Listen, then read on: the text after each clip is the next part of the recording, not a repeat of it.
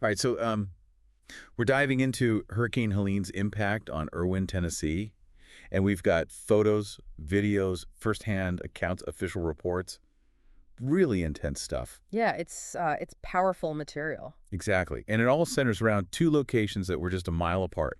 Impact Plastics, a factory where 6 workers lost their lives, and then Unicoi County Hospital, where 70 people were rescued from the roof. I mean, just imagine floodwaters raging around you. It's terrifying. It is, and it really highlights how even in a natural disaster, human decisions, those split-second calls can be the difference between life and death. Absolutely. And this situation, it has these echoes of other tragedies we've seen, the Amazon warehouse, the Kentucky Candle Factory. It makes you wonder, are there common threads here that we need to be paying attention to? Yeah. Are there things we can learn from these events to prevent future tragedies? Okay, well, let's start with Unicoi County Hospital. We have these incredible accounts of patients and staff trapped inside as the floodwaters just breached the building. Yeah, the sources paint this picture of controlled chaos. You've got vulnerable patients, dedicated medical professionals, and suddenly they're facing a raging river inside the hospital. Unimaginable. And they had to make a quick decision to evacuate onto the roof, Yeah. using a fire truck ladder, no less. Right, and the sources say staff were carrying patients on their shoulders up that ladder, even singing to keep them calm. Wow, talk about going above and It beyond. really is remarkable, and the Correct. timing was crucial. That swift decision to evacuate was likely a major factor in everyone surviving. All 70 people on that roof, including the first responders, they were all airlifted to safety. It's an incredible feat. But the mood shifts so drastically when we turn to the Impact Plastics factory. 6 workers, most of them Latino, they died in that flood. It's heartbreaking. It is, and what makes it even more troubling is that this wasn't their first experience with flooding. Right, the factory parking lot was known to flood. Exactly, but here's where things get a little complicated. That area wasn't designated as high risk on FEMA's flood maps. So maybe there was a sense of, we've been through this before. It won't be that bad. Yeah, a false sense of security, perhaps. But Hurricane Helene was different. We have the National Weather Service issuing flash flood warnings. But it seems some workers were still inside the factory. And some accounts even suggest they were encouraged to keep working. Yeah, there are workers claiming they felt pressure from management to stay put, Yeah. even as the situation was getting worse. Now, the company denies this. They say workers were dismissed well before the flood peaked. But there are these discrepancies between those statements and the timeline from the 911 calls Mm. and the videos that surfaced. Right, those first-hand accounts are hard to ignore. They're difficult to watch, but they're crucial to understanding what happened. You see the water rising so fast, trapping people in the parking lot. You hear the panic in their voices as they call 911. Some even claiming delays in the response times. And then there are the final messages sent to loved ones, knowing they were in danger. It's just devastating. Those accounts paint a very different picture than the company's statements. And they raise serious questions. Were safety protocols followed? Did those workers feel like they could leave when they sensed danger? And it brings us back to those other tragedies, the Amazon warehouse, Kentucky Candle Factory. Yeah. Are there systemic factors at play that contributed to these workers feeling trapped? That's what we need to dig into. We know that a neighboring business owner was able to rescue some workers with a tractor, but tragically for others, the current was just too strong. Their stories really highlight the human cost of these disasters. And I think as we delve deeper, we need to go beyond just what happened and start asking why. What decisions were made or not made that contributed to these very different outcomes? Yeah, let's unpack that in the next part of our deep dive. Okay, Yeah. so we've got these two contrasting scenarios, right? Survival at the hospital and tragedy at the factory. But to really understand what went wrong, we need to look beyond just the storm itself, don't we? Absolutely. We need to consider the bigger picture and look at all the decisions that were made, both big and small, that led up to those outcomes. Like a chain of decisions. Exactly. Some decisions are made years in advance, like how we assess flood risk, while others happen, in the heat of the moment. Right. So let's start with those FEMA flood maps. The Washington Post investigation found that they underestimated the danger in that specific area. Huh. And they hadn't been updated since 2008. I mean, could that have created a false sense of security for the factory management? It's certainly possible. The article highlights that these maps are based on historical data, which might not reflect the increased rainfall and flooding we're seeing because of climate change. Yeah. So even if Impact Plastics had followed those maps perfectly, they might have still been operating under a flawed understanding of the actual risk. That's a chilling thought, relying on outdated information when lives are at stake. And it makes you wonder, was there any local knowledge that contradicted those maps? Were county officials aware of those limitations? That's a key question the investigation raises. It seems local officials did know that certain areas were prone to flooding, including parts of that industrial zone, even if those risks weren't fully captured on the FEMA maps. So you're saying there might have been a gap in communication Yeah. between local officials and those businesses? Possibly, and that raises another question. Was that local knowledge adequately communicated to businesses in the area? Okay, so we've got potentially outdated maps and maybe a gap in communication.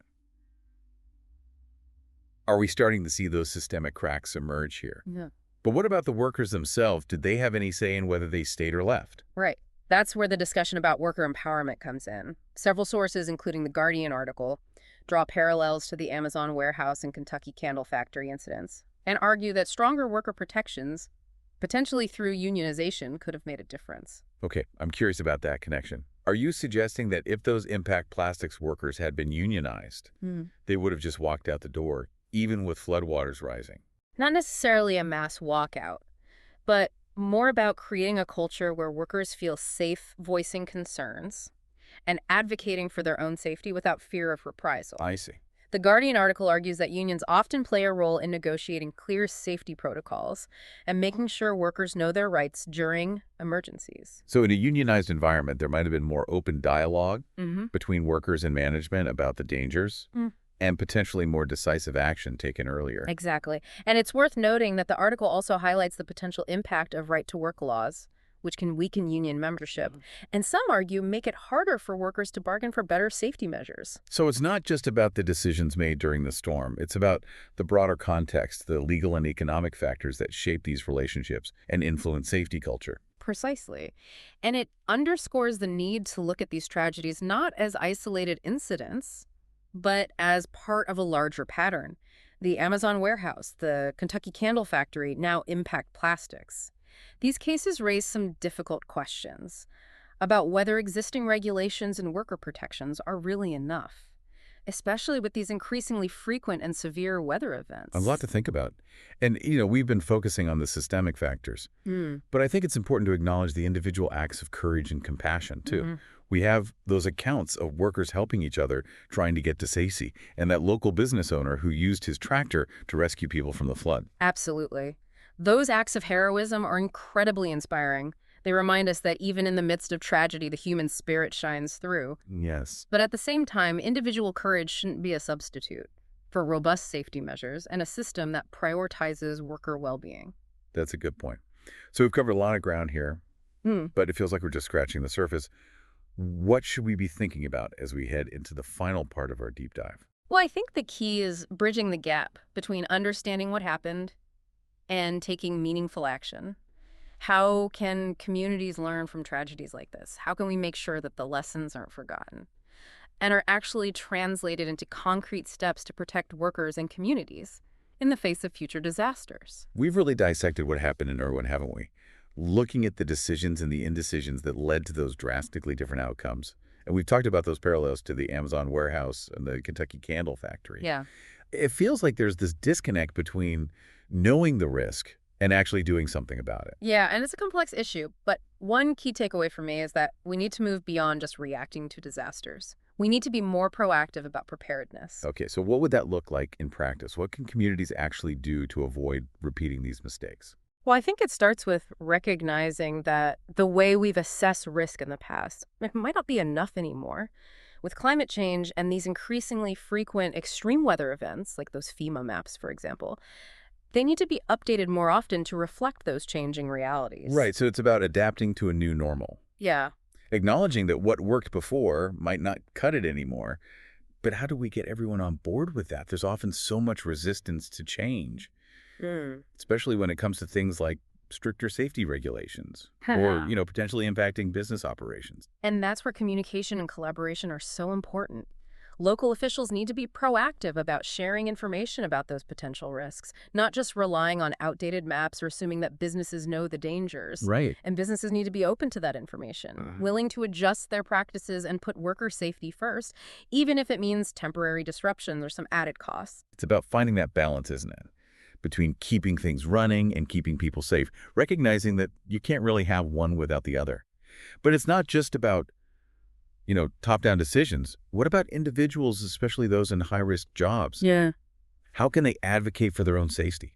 Well, knowledge is power, right? Mm, Workers need to know their rights, understand the risks of their jobs, and feel like they can speak up when they see a threat to their safety. right. That might mean taking part in safety training programs, joining a union, or just having those open conversations with their employers about their concerns. So it's about shifting the mindset from hoping for the best to actually preparing for the worst and recognizing that everyone has a role to play in safety.